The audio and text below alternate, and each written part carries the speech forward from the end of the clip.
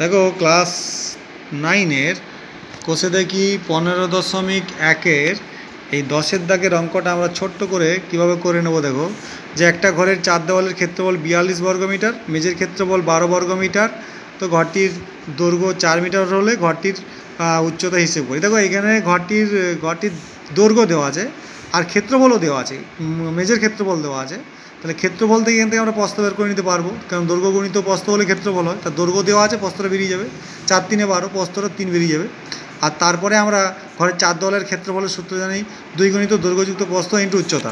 তো দেখো আমি করেছি এরকম করে সোজা অঙ্ক বাটে, দেখে হয়তো আমাদের চট করে বোঝা যাবে না, কিন্তু সজাই দেওয়া আছে, পুরো হিন্টসগুলো সহজ করে দেওয়া আছে একবারে।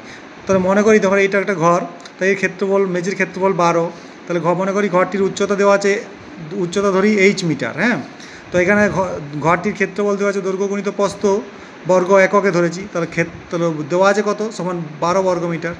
তাহলে দৈর্ঘ্য গুণিত প্রস্থ 12 আছে, তার মধ্যে দৈর্ঘ্য দেওয়া আছে 4, তাহলে প্রস্থ হবে 12/4, এই যে 12 বাই দৈর্ঘ্য, তার মানে 12/4 মানে 3 মিটার হয়ে গেল। তাহলে আমরা এখান থেকে দৈর্ঘ্য প্রস্থ পেয়ে গেলাম, দৈর্ঘ্য দেওয়া আছে, প্রস্থ পেয়ে গেলাম। তাহলে আমরা জানি ঘরের 4 দেওয়ালের ক্ষেত্রফল কি না, 2 ইন্টু দৈর্ঘ্য যুক্ত প্রস্থ ইন্টু উচ্চতা, বস করে দাও। তো এখানে সূত্র, তাহলে সেটাও দেওয়া আছে আমাদের প্রদত্তে, যে 42 বর্গমিটার, তাহলে ইকুয়াল টু 42। এখান থেকে আমরা দৈর্ঘ্য প্রস্থের মান বসিয়ে এইচের মান, এই উচ্চতাটা আমরা এইচ ধরা আছে, তাহলে এইচের মান বের করে নেব।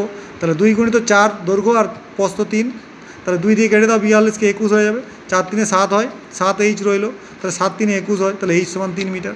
ব্যাস, এভাবে করে দেবে, এরকমভাবে চটপট করে নিতে হবে, স্পিড করতে হবে। ওকে, তোমরা খাতাতে অঙ্কটা একটু করে নাও, খুব ছোট্ট করে দিলাম, কিন্তু এই পরীক্ষায় পড়বে।